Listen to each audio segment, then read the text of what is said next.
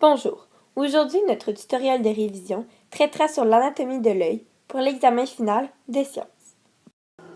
Donc premièrement, nous avons le cristallin qui est une lentille de forme allongée dont la courbe est variable. Le cristallin est retenu par des muscles et il contribue à former une image claire sur la rétine.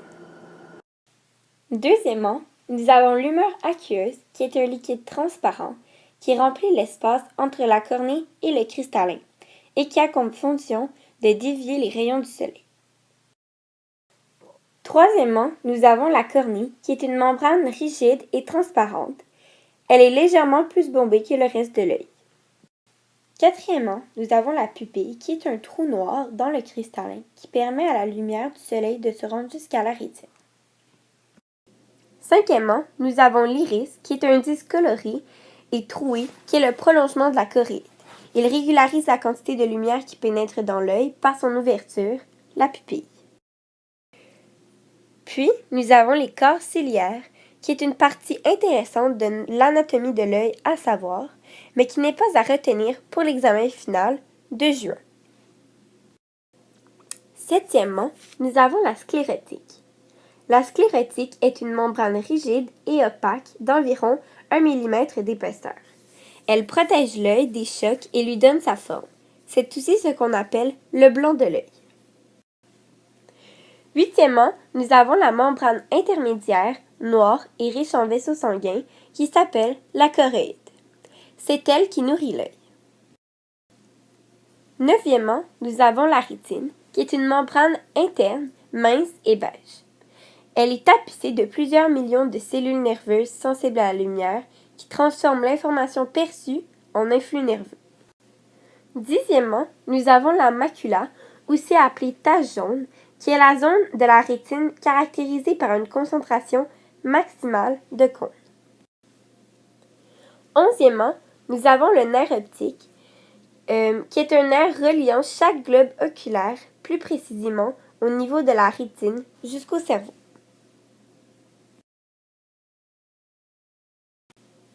Douzièmement, la tache aveugle est le point de jonction entre le nerf optique et la rétine.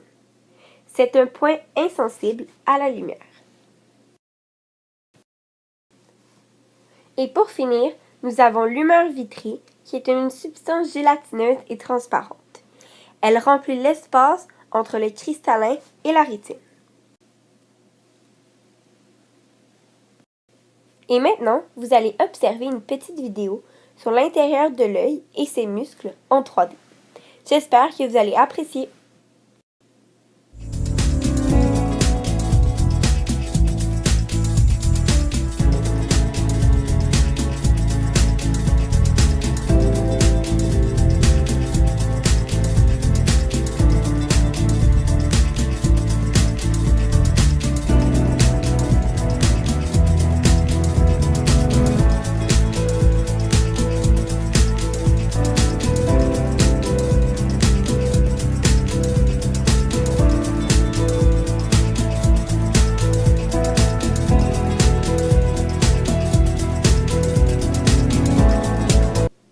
Ici, nous pouvons très bien observer le point de jonction entre le nerf optique et la rétine, et comme je l'avais dit plus tôt, il s'appelle la tache aveugle.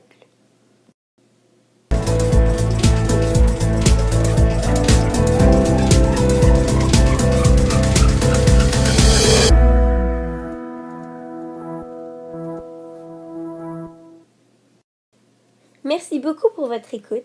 J'espère que vous avez apprécié mon tutoriel sur l'anatomie de l'œil et que cela vous aidera pour votre étude.